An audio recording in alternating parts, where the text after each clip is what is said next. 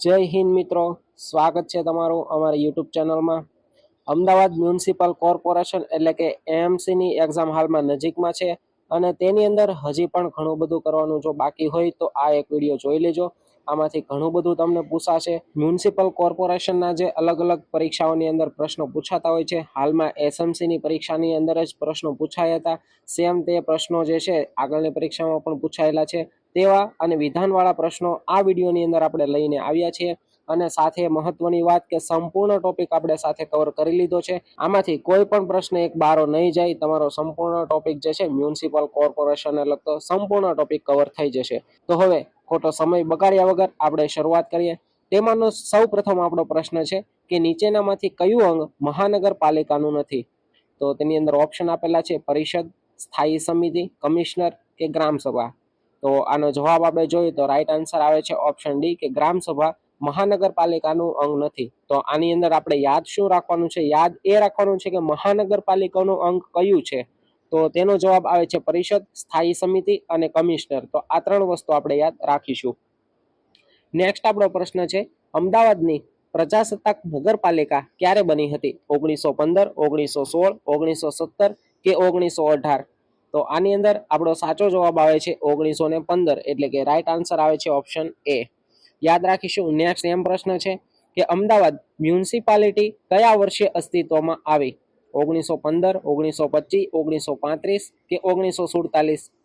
તો આની અંદર આપણો રાઈટ આન્સર આવે છે 1925. અને સેમ ટુ સેમ ત્રીજો એવો પ્રશ્ન છે, ત્રણેય આપણે સાથે યાદ રાખી લેશું. ત્રીજો જે છે શું છે કે અમદાવાદને મ્યુનિસિપલ કોર્પોરેશનનો દરજ્જો ક્યારે મળ્યો હતો? 1925, 1935, 1947 કે 1950? તો આની અંદર આપણો રાઈટ આન્સર આવે છે ઓપ્શન ડી 1950માં. તો ત્રણ વસ્તુ આપણે હમણાં જોયું, ત્રણેય વસ્તુ યાદ રાખવાનું છે. અમદાવાદની પ્રજાસત્તાક નગરપાલિકા ક્યારે બની? 1915માં. ત્યારબાદ અમદાવાદ મ્યુનિસિપાલિટી કયા વર્ષે અસ્તિત્વમાં આવી? 1925માં. અને અમદાવાદ મ્યુનિસિપલ કોર્પોરેશનનો દરજ્જો તેને ક્યારે? 1950, એટલે કે ભારત આઝાદ થયું ત્યારબાદ તેને મળ્યો હતો. ત્રણેય પ્રશ્ન આપણે ખાસ યાદ રાખી લઈશું. ત્યારબાદ મહત્વનો પ્રશ્ન છે નીચેના વિધાન તપાસો. તેની અંદર વિધાનો આપેલા છે ત્રણ. પેલું વિધાન છે નગરપાલિકાના પ્રથમ ચૂંટાયેલા પ્રમુખ ભાઈ શંકર નાનાભાઈ બન્યા. ત્યારબાદ બીજો વિધાન છે છેલ્લા પ્રમુખ અને પ્રથમ મેયર શેઠ ચીનુભાઈ ચીમનલાલ બન્યા. ત્રીજો વિધાન છે પ્રથમ મહિલા મેયર પ્રીતિબેન શાહ બન્યા. તો નીચે આપણને કીધેલું છે કે ઉપરોક્ત પૈકી કયું વિધાન સાચું અથવા સાચા છે? તો ત્રણ વિધાનો આપણને આપેલા છે. આની આગળ એએમસી નો આપણે જે વિડીયો મૂકેલો છે તેની અંદર આ બધી જ વસ્તુનો સમાવેશ કરી લીધો હતો. તેની અંદર આપણે થિયરી ટાઈપ ભણ્યા હતા. આની અંદર આપણે ઓપ્શન વાળો છે. તો આની અંદર જોઈએ તો આપણો રાઈટ આન્સર આવે છે પહેલું અને બીજું વિધાન આપણું સાચું આવે છે, એટલે રાઈટ આન્સર છે ઓપ્શન સી. જ્યારે ત્રીજું વિધાન આપણે જોઈએ પ્રથમ મહિલા મેયર પ્રીતિબેન શાહ બન્યા હતા, તો તે ખોટું છે. તો પહેલા મેયર કોણ બન્યા હતા તે આપણે મહત્વનું યાદ રાખવાનું છે. તો પહેલા મેયર બન્યા હતા ભાવનાબેન દવે. તો આ પણ આપણે ભાવનાબેનને યાદ રાખીશું. ત્યારબાદનો પ્રશ્ન છે મ્યુનિસિપલ કોર્પોરેશનના સેન્ટ્રલ હોલનું નામ ખાલી જગ્યા અને કોર્પોરેશનના વહીવટી ભવનનું નામ ખાલી જગ્યા રાખવામાં આવ્યું હતું. નીચે આપણને ઓપ્શન આપેલા છે. તો આની અંદરથી આપણે રાઈટ આન્સર જોઈએ તો રાઈટ આન્સર આપણો આવે છે ઓપ્શન બી કે સેન્ટ્રલ હોલનું નામ છે ગાંધી હોલ અને કોર્પોરેશનના વહીવટી ભવનનું નામ છે સરદાર પટેલ ભવન. યાદ રાખવાનું હોય તો દેશના સેન્ટ્રલમાં કોણ છે? ગાંધીજી. અને કોર્પોરેશન વહીવટી ખાતું કોણ સંભાળે છે? સરદાર પટેલ. તો આ રીતના હોલના અથવા ભવનનું નામ જે છે તે આપણે યાદ રાખીશું. નેક્સ્ટ આપણો પ્રશ્ન છે દેશમાં સૌ પ્રથમ વખત જાહેર ક્ષેત્ર લોકલ બસ સેવા શરૂ કરવાનો શ્રેય કઈ મ્યુનિસિપાલિટી કોર્પોરેશનને જાય છે? નીચે ઘણા બધા ઓપ્શન આપેલા છે. તો આની અંદર આપણે એએમસી ની એક્ઝામ આપીએ છીએ તો તે જ હોય. રાઈટ આન્સર આવે છે option C Ahmedabad municipality. Next આપણો પ્રશ્ન છે નીચેનામાંથી કયું વિધાન ખોટું છે? તો આપણને ઘણા બધા ઓપ્શન 4 આપેલા છે. તેમાંથી પહેલા આપણે સાચો જવાબ જોઈ લઈએ, ત્યારબાદ આપણે શું યાદ રાખવાનું છે તે આપણે જોઈએ. તો આની અંદર જોઈએ તો આપણો સાચો જવાબ આવે છે ઓપ્શન ડી કે 2010માં એએમસીએ તેના અધિકાર ક્ષેત્રમાં 17 નગરપાલિકાઓ અને 30 ગ્રામ પંચાયતોનો સમાવેશ કર્યો હતો. તો આમ ગણીએ તો સાચું છે, પણ શું ખોટું આની અંદર છે કે 2010 ની અંદર નહીં, પરંતુ ક્યારે? 2006 ની અંદર તેના અધિકાર ક્ષેત્રમાં 17 નગરપાલિકા અને 30 ગ્રામ પંચાયતનો સમાવેશ કર્યો હતો. તો આ તો આપણે યાદ રાખવાનું. સાથે પહેલા 3 ઓપ્શન છે તે પણ આપણે યાદ રાખવાના છે. તે પૂછાઈ શકે કે અમદાવાદની 2005માં મેગા સિટી જાહેર કર્યું હતું. ત્યારબાદ બીજું યાદ રાખવાનું છે 2008માં ચાંદખેડા અને મોટેરા નગરપાલિકા પણ એએમસીમાં ભળી હતી. અને ત્રીજું છે કે એએમસીની શતાબ્દી ઉજવણી 1935માં થઈ હતી. અને ઓપ્શન ડી છે તેની અંદર આપણે હમણાં યાદ રાખ્યું 2006 ની અંદર જે છે તેના અધિકાર ક્ષેત્રમાં 17 નગરપાલિકા અને 30 ગ્રામ પંચાયતનો સમાવેશ થયો હતો. તો આ રીતના ફક્ત આપણે જવાબ નથી આપવાનો, પરંતુ તેની વિશે પૂરતી માહિતી પણ આપણે સાથે મેળવતા જઈએ છીએ. ત્યારબાદ જોઈએ કે ગુજરાતને લાગુ પડતો તત્કાલીન Bombay provincial municipal corporation act ક્યારે અમલી બન્યો હતો? તો આની અંદર આપણો જવાબ શું આવે છે કે ઓપ્શન એ આવે છે 29 ડિસેમ્બર 1949 ની અંદર જે છે તે આ એક્ટ અમલી બને છે. નેક્સ્ટ આપણો પ્રશ્ન છે નીચેના વિધાનો પર વિચાર કરો. તેની અંદર પહેલું વિધાન છે કે બોમ્બે પ્રોવિન્શિયલ એક્ટનું નામ બદલી 2011માં ગુજરાત સરકારે Gujarat provincial municipal corporation act કર્યું. બીજું વિધાન છે મહાનગરપાલિકા માટે શહેરી વિસ્તારની ઓછામાં ઓછી 2 લાખની વસ્તી હોવી જરૂરી છે. અને ત્રીજું વિધાન છે કે હાલમાં ગુજરાતમાં 8 મ્યુનિસિપલ કોર્પોરેશન છે. તો નીચે વિધાનો ઓપ્શન પણ આપેલા છે. વિધાન 1 ખોટું છે અને 2-3 સાચા છે. બી ઓપ્શન છે માત્ર વિધાન 3 સાચું છે. ઓપ્શન સી છે વિધાન 2 ખોટું છે અને 1-3 સાચા છે. અને વિધાન ડી છે કે આપેલ તમામ સાચા છે. તો આની અંદર સાચો આપણો જવાબ કયો આવે છે તે આપણે કહેવાનું છે. તો આની અંદર આપણે જોઈએ તો આની અંદર આપણો રાઈટ આન્સર આવે છે ઓપ્શન સી કે વિધાન 2 ખોટું છે, જ્યારે 1-3 પહેલું અને ત્રીજું વિધાન સાચા છે. તો જોઈએ પહેલું વિધાન કે બોમ્બે પ્રોવિન્શિયલ એક્ટનું નામ બદલી 2011માં ગુજરાત સરકારે Gujarat provincial municipal corporation act કર્યું, તે વિધાન આપણું સાચું છે. ત્યારબાદ બીજામાં શું કીધું છે કે મહાનગરપાલિકા માટે શહેરી વિસ્તારની ઓછામાં ઓછી 2 લાખની વસ્તી હોવી જરૂરી છે, તો આ ખોટું છે. તો કેટલી હોવી જોઈએ કે શહેરી વિસ્તારની ઓછામાં ઓછી 3 લાખ વસ્તી હોવી જરૂરી છે, એટલે અહીં આપણું વિધાન બીજું ખોટું પડે છે. જ્યારે ત્રીજું વિધાન છે કે હાલમાં ગુજરાતમાં 8 મ્યુનિસિપલ કોર્પોરેશન આવેલી છે. તો આ 3 વિધાન આપણા થયા. ત્રણેય વસ્તુ આપણે યાદ રાખવાની છે કે 2011માં એકનું નામ બદલ્યું, શહેરી વિસ્તાર માટે 3 લાખની વસ્તી હોવી જોઈએ અને હાલમાં 8 મ્યુનિસિપલ કોર્પોરેશન છે. હાલમાં વધારવા માટે ઘણા બધા નામ આવેલા છે, પરંતુ હજી તે થયા નથી, એટલે તે પણ આપણે યાદ રાખવાનું છે. નેક્સ્ટ આપણો પ્રશ્ન જોઈએ કે નીચેનામાંથી કયું વિધાન ખોટું છે? તો નીચે આપણને વિધાનો આપેલા છે, ડાયરેક્ટ આપણે જોતા જઈએ સાચું છે ખોટું છે. તો પહેલું વિધાન આપણે જોઈએ ઓપ્શન એ કે મહાનગરપાલિકા પરિષદની રચના અને તેમાં અનામત સહિતની જોગવાઈ 74મો બંધારણીય સુધારા મુજબ છે. તો આ વિધાન જેને વાંચ્યું હશે તેને ખબર છે કે આ વિધાન સાચું છે. બીજું છે કે મહાનગરપાલિકા પરિષદના પ્રમુખ સ્ટેન્ડિંગ કમિટીના ચેરમેન હોય છે. તો આ વિધાન અહીં ખોટું પડે છે. કોણ હોય છે સ્ટેન્ડિંગ કમિટીના ચેરમેન? તો સ્ટેન્ડિંગ કમિટીના ચેરમેન હોય છે મેયર. તો આ વસ્તુ આપણે ખાસ યાદ રાખીશું. ત્યારબાદ સી ઓપ્શન છે કે મેયરની ચૂંટણી 2.5 એટલે કે 2.5 વર્ષ માટે થાય છે. તો આ વિધાન સાચું છે. સાથે આપણે બીજા વિધાનો પણ વાંચવાના છે, કારણ કે એ વિધાન પણ આપણને પૂછાઈ શકે છે, તેની અંદર ઓપ્શન ફેરવી અને આપી શકે છે. તેથી બધા જ આપણે વિધાન વાંચવાના છે. ઓપ્શન ડી છે કે મેયરનું મુખ્ય કાર્ય મહાનગરપાલિકા પરિષદના કાયદાકીય અને વૈચારિક પરિષદની બેઠકોની અધ્યક્ષતા કરવાની છે. તો આ વિધાન પણ આપણું સાચું છે. બીજું વિધાન આપણે જોવાનું છે, તો બીજું વિધાન આપણું ખોટું છે. નેક્સ્ટ છે 2024-25માં નીચેનામાંથી કોને મ્યુનિસિપલ કોર્પોરેશન બનાવવા માટે મંજૂરી મળી ન હતી? તો હમણાં જ આગળ વાત કરી હતી કે 8 મહાનગરપાલિકા હાલમાં છે. તેના સિવાય ઘણી બધી મહાનગરપાલિકાના નામ જે છે તે મંજૂર થયા છે, પરંતુ હજી બની નથી. તેઓ આમાંથી કોનું નામ મંજૂર થયેલું હતું અને કોનું નામ નહોતું?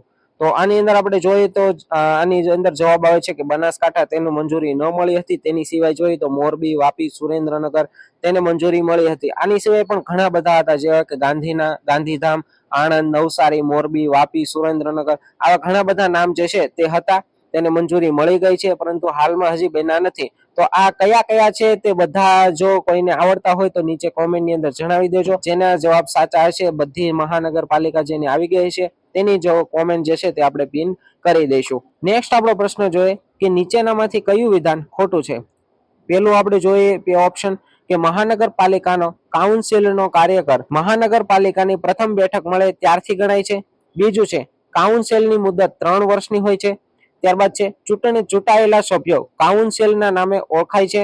અને ઓપ્શન ડી છે કે મહાનગરપાલિકામાં આવેલી શાળાનો વહીવટ મુંબઈ પ્રાથમિક શિક્ષણ અધિનિયમ 1947 હેઠળ થાય છે. તો આમાંથી 3 વિધાનો સાચા છે, એક ખોટું છે. કયું છે? તો અહીં આપેલું છે ઓપ્શન બી નું કે કાઉન્સિલર જે હોય તેની મુદત 3 વર્ષની હોય છે. તો 3 વર્ષની હોય ન હોય તો ક્યાં સુધીની હોય, કેટલી હોય? કે જ્યાં સુધી મહાનગરપાલિકા અસ્તિત્વમાં હોય છે ત્યાં સુધીની તેની મુદત હોય છે. એટલે 3 વર્ષની ફિક્સ હોય આવી રીતનું હોતું નથી. એટલે રાઈટ આન્સર આપણો અહીં આવે છે ઓપ્શન બી. તેની સિવાયના ઓપ્શન એ, સી અને ડી જે છે તે આપણે ખાસ યાદ રાખી લેશું. સ્પીડ જેને ધીમી લાગતી હોય તે ડબલ સ્પીડમાં કરીને જોઈ લે, પરંતુ વિડીયો સંપૂર્ણ જોજો, ખૂબ જ ઉપયોગી થશે. આગળની ઘણી બધી એક્ઝામમાં આ રીતના પૂછાયેલ છે અને ખાસ એએમસી ની એક્ઝામમાં તો આવા પ્રશ્નો ઓછામાં ઓછા 1 થી 2 હશે. આ વિડીયોમાંથી પણ આડાવડા જે છે ઓપ્શન તમે બધાય કરેલા હશે તો તમને ઓછામાં ઓછા 2 થી 3 પ્રશ્નો તો પૂછાશે. તો ખાસ આપણે એન્ડ સુધી વિડીયો જોશો. નેક્સ્ટ આપણો પ્રશ્ન છે કે મહાનગરપાલિકાની મુદત કેટલા વર્ષની હોય છે? 2, 3, 2.5 કે 5 વર્ષની?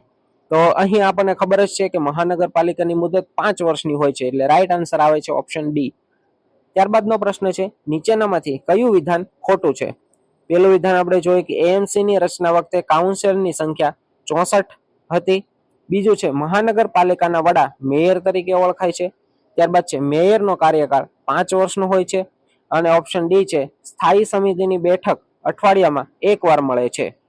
તો આમાંથી જે ખોટું વિધાન શું છે તે આપણે અહીં જોવાનું છે.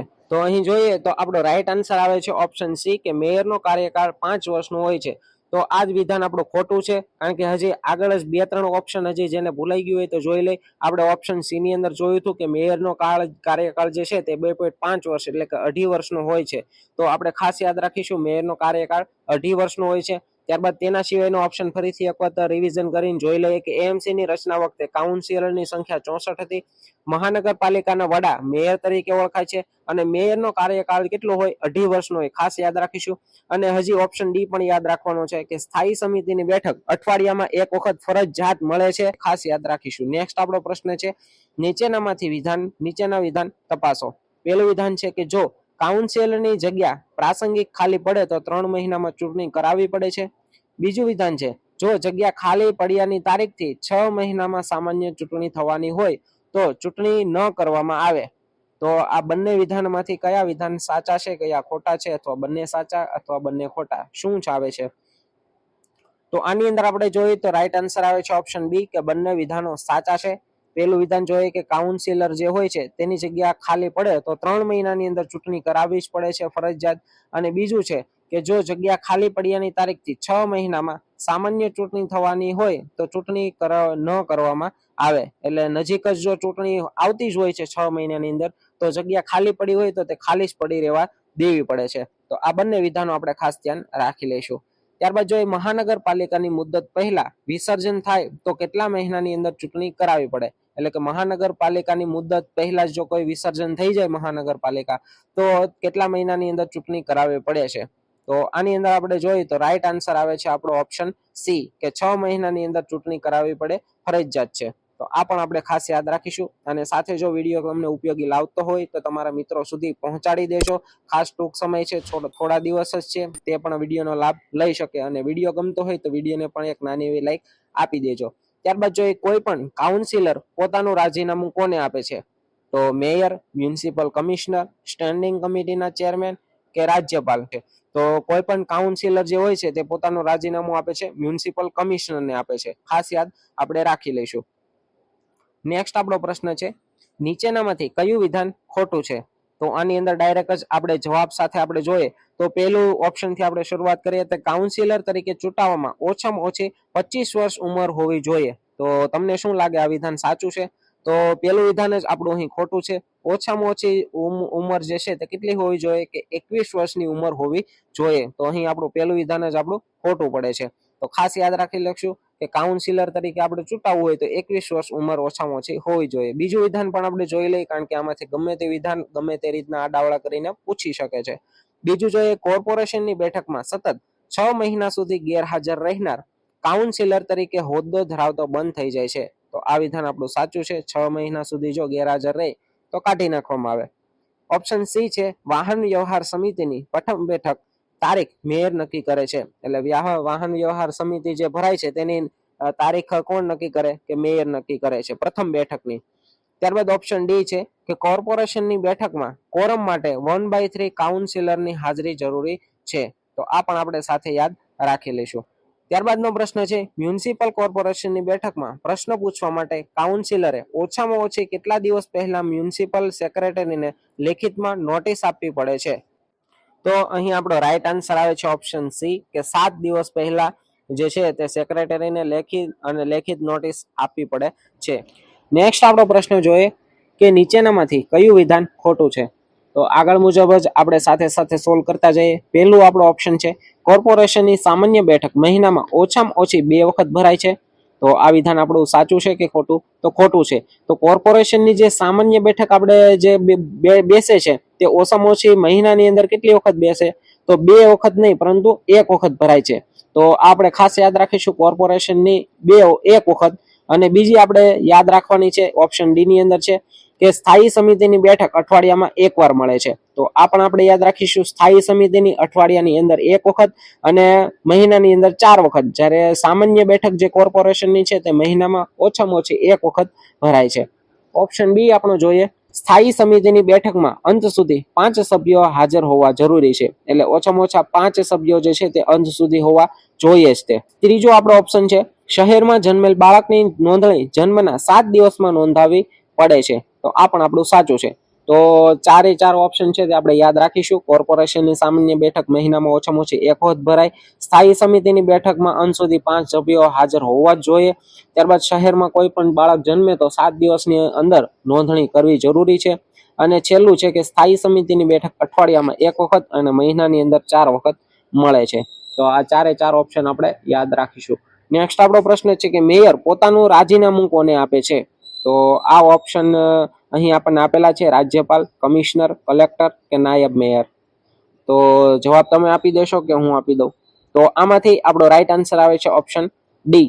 નાયબ મેયર જે છે તેને રાજીનામું પોતે આપે છે. કોણ? મેયર. મેયર રાજીનામું આપે છે નાયબ મેયરને. ત્યારબાદનો આપણો પ્રશ્ન છે, મ્યુનિસિપલ કોર્પોરેશનની પ્રથમ બેઠકમાં કઈ સમિતિની રચના કરવામાં આવે છે? વાહન વ્યવહાર સમિતિ, સ્થાયી સમિતિ, રોડ અને બિલિંગ કમિટી કે રેવન્યુ કમિટી? તો મ્યુનિસિપલ કોર્પોરેશનની જે પ્રથમ બેઠક ભરાય તેની અંદર જે છે તે સ્થાયી સમિતિની રચના કરવામાં આવે છે. તો ખાસ આપણે અહીં યાદ રાખી લઈશું. ત્યારબાદનો આપણો પ્રશ્ન છે, મહાનગરપાલિકાના બજેટની જોગવાઈ કઈ કલમની અંદર છે? તો મહાનગરપાલિકાનું જે બજેટ બહાર પડે છે તેની જોગવાઈ કઈ કલમની અંદર રાખવામાં આવેલી છે? તો આની અંદર આપણો જવાબ આવે છે કે ઓપ્શન ડી, કલમ 95 ની અંદર જે છે તે જોગવાઈ કરવામાં આવેલી છે. તો ખાસ આપણે અહીં યાદ રાખી લઈશું. નેક્સ્ટ આપણો પ્રશ્ન છે, સ્થાયી સમિતિ કયું અંદાજપત્ર તૈયાર કરે છે? અંદાજપત્ર ક, ખ, ગ કે ઘ? તો સ્થાયી સમિતિ જે છે તે ક અંદાજપત્ર તૈયાર કરે છે. નેક્સ્ટ આપણે પ્રશ્ન જોઈએ તે પહેલા આપણે જોઈએ કે સ્થાયી સમિતિ ક અંદાજપત્ર તૈયાર કરે, જ્યારે વાહન વ્યવહાર સમિતિ જે છે તે કયું અંદાજપત્ર તૈયાર કરે? તો ખ અંદાજપત્ર તૈયાર કરે. તો બંને યાદ રાખીશું, સ્થાયી સમિતિ પહેલા આવે તો ક અને ત્યારબાદ વાહન વ્યવહાર સમિતિ તે તૈયાર કરે છે ખ ને. ત્યારબાદનો આપણે પ્રશ્ન જોઈએ, એએમસી ના બજેટને અંતિમ મંજૂરી કઈ તારીખ સુધીમાં કોર્પોરેશન આપશે? 1 જાન્યુઆરી, 31 માર્ચ, 31 જાન્યુઆરી કે 1 માર્ચ? તો આની અંદર આપણો રાઈટ આન્સર આવે છે 31 માર્ચ. જે આપણે ટાર્ગેટ બધા પૂરા થતા હોય છે તે જ આપણે યાદ રાખીશું કે એએમસી ના બજેટને અંતિમ મંજૂરી 31 માર્ચ સુધીમાં કોર્પોરેશન આપે છે. ત્યારબાદનો પ્રશ્ન છે, નીચેનામાંથી કયું વિધાન ખોટું છે? તો આગળ મુજબ આપણે જોતા જઈએ કે મ્યુનિસિપલ કમિશનર સ્થાયી સમિતિઓની બેઠકમાં હાજર રહી શકે છે. તો આ વિધાન આપણું સાચું છે. ત્યારબાદ છે, બેઠકમાં કમિશનર કોઈ પણ મુદ્દા અંગે ખુલાસો કરી શકે છે. તો આ પણ વિધાન આપણું સાચું છે. ત્યારબાદ છે, કમિશનર કોઈ પણ દરખાસ્ત પર મત આપી શકે છે. તો આ વિધાન અહીં આપણું ખોટું પડે છે. કમિશનર જે છે તે કોઈ પણ દરખાસ્ત પર મત જે છે તે આપી શકતો નથી. અને ચોથું છે કે મ્યુનિસિપલ કમિશનરની નિમણૂક રાજ્ય સરકાર કરે છે. તો આ વિધાન અહીં આપણું સાચું પડે છે. તો આની અંદર 4 વિધાનો જે છે તે આપણે યાદ રાખી લઈશું. નેક્સ્ટ આપણો પ્રશ્ન છે, વોર્ડ સમિતિની રચના ક્યારે કરવામાં આવે છે? જ્યારે શહેરની વસ્તી 1 લાખથી વધુ હોય, 2 લાખથી વધુ હોય, 3 લાખથી વધુ હોય કે 4 લાખથી વધુ હોય? વોર્ડ સમિતિની રચના ક્યારે કરવામાં આવે? તો આપણે બધા જાણીએ છીએ કે જ્યારે શહેરની વસ્તી 3 લાખથી વધુ હોય ને ત્યારે વોર્ડ સમિતિની રચના કરવામાં આવે છે. તો આપણે યાદ રાખીશું, વોર્ડ સમિતિની રચના 3 લાખથી જો શહેરની વસ્તી વધી હોય તો આપણે કરવામાં આવે છે. ત્યારબાદ છે, વોર્ડ સમિતિ હવે 3 લાખથી વધુ વસ્તી તો થઈ ગઈ છે, તો તેના અધ્યક્ષ જે બને છે તેનો કાર્યકાળ કેટલો હોય છે? તો અધ્યક્ષનો કાર્યકાળ જે છે તે ફક્ત ને ફક્ત 1 વર્ષનો હોય છે. એટલે રાઈટ આન્સર આપણો આવે છે ઓપ્શન એ. ગુજરાત પ્રોફેશનલ નથી, સોરી, ટાઈપિંગ મિસ્ટેક છે. ગુજરાત પ્રોવિન્શિયલ મ્યુનિસિપલ કોર્પોરેશન એક્ટની કઈ કલમમાં સ્થાયી સમિતિની જોગવાઈ કરવામાં આવેલી છે? કલમ 16, કલમ 18, કલમ 20 કે કલમ 22? તો ગુજરાત પ્રોવિન્શિયલ મ્યુનિસિપલ કોર્પોરેશન એક્ટની જે છે તે કલમ 20 ની અંદર સ્થાયી સમિતિની જોગવાઈ કરવામાં આવેલી છે. તો આપણે ખાસ આપણે યાદ રાખીશું ઓપ્શન સી, કલમ 20. ત્યારબાદ છે સ્થાયી સમિતિની સભ્ય સંખ્યા કેટલી હશે? 8, 10, 12 કે 14? તો સ્થાયી સમિતિ જે છે તેના સભ્યની સંખ્યા કેટલી હોય છે? તો કે ઓપ્શન સી, 12 જેટલી તેની સભ્ય સંખ્યા હોય છે. આની પીડીએફ જે છે તે આપણી ટેલિગ્રામ ચેનલની અંદર આપણે મૂકી દઈશું, તેથી આપણે ચિંતા નહીં કરતા. કાલ સવાર સુધીની અંદર જે છે તો આપણે આ પીડીએફ જે છે તે સંપૂર્ણ આપણે મૂકી દઈશું. ફાસ્ટ રિવિઝન કરવું હોય તો આપણે કરવામાં સરળતા રહેશે. હવે આપણે થોડા 4 થી 5 જ પ્રશ્નો બાકી છે, તે આપણે જલ્દીથી આપણે જોઈ લઈએ. અને વિડીયો હજુ સુધી લાઈક ન કર્યો હોય તો લાઈક કરી દેજો. તો અહીં આપણો પ્રશ્ન છે, ખાલી જગ્યા સમિતિનો અધ્યક્ષ હોદ્દાની રૂએ વાહન વ્યવહાર સમિતિનો સભ્ય ગણાશે? તો સ્થાયી સમિતિ, રેવન્યુ સમિતિ, સ્કૂલ બોર્ડ કમિટી કે આરોગ્ય સમિતિ? તો આની અંદર આપણે જોઈએ તો આપણો રાઈટ આન્સર આવે છે ઓપ્શન એ કે સ્થાયી સમિતિ. તો સ્થાયી સમિતિનો અધ્યક્ષ હોદ્દાની રૂએ વાહન વ્યવહાર સમિતિનો સભ્ય પણ તે સાથે સાથે ગણાશે. નેક્સ્ટ આપણો પ્રશ્ન અહીં જોઈએ કે નીચેનામાંથી કયું વિધાન ખોટું છે? તો સાથે સાથે જ આપણે વિધાનો ઓપ્શન આપણે જોતા જઈએ, ચેક કરતા જઈએ. પહેલું છે કે સ્થાયી સમિતિના સભ્યો 1 વર્ષે નિવૃત્ત થશે. તો આ વિધાન આપણું સાચું છે. બીજું ઓપ્શન છે કે વાહન વ્યવહાર સમિતિના સભ્યો 1 વર્ષે નિવૃત્ત થશે. તો આ વિધાન પણ આપણું અહીં ખોટું પડે છે. તો વાહન વ્યવહાર સમિતિના સભ્યો જે છે તે કેટલા વર્ષે નિવૃત્ત થશે? કે 2 વર્ષે નિવૃત્ત થશે. 1 ન આવે, ખાસ આપણે યાદ રાખીશું. ત્યારબાદ સ્થાયી સમિતિની બેઠક આપણે આગળ 2 વખત આવી ગયું, આ 3જી વખત આવ્યું, તો ખાસ યાદ રાખી લેશું. 3 વખત આવ્યું છે તો પૂછાશે.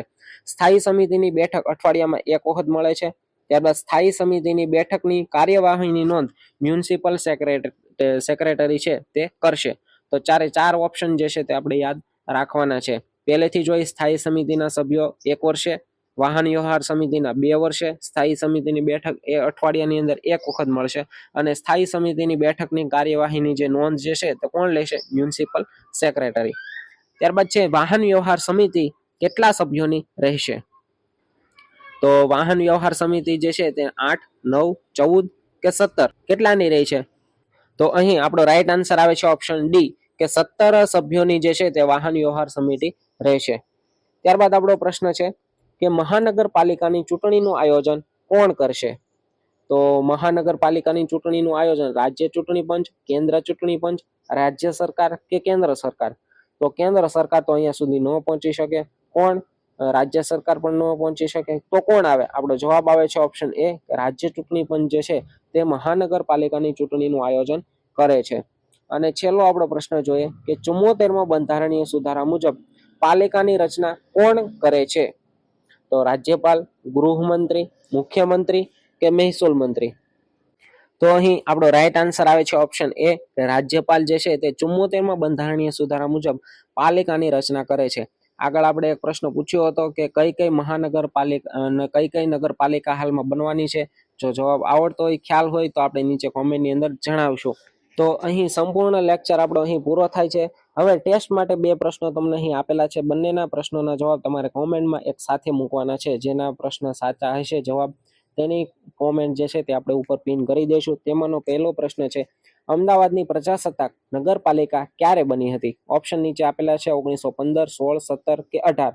અને આપણો બીજો પ્રશ્ન છે કે નીચેનામાંથી કયું વિધાન ખોટું છે? તો નીચે આપણને વિધાનો આપેલા છે, તમારી રીતના વાંચી અને તમારે ખાસ કરીને કોમેન્ટ કરવાનું તમે ભૂલતા નહીં. જોઈએ છે કોને કોને આ યાદ રહ્યું. ખાસ વિડીયો આપણે જે છે તે પરીક્ષાની અંદર પૂછાશે, તેથી ફરીથી જો યાદ ન હોય તો એક વખત ફાસ્ટમાં આપણે રિવિઝન કરી લઈશું.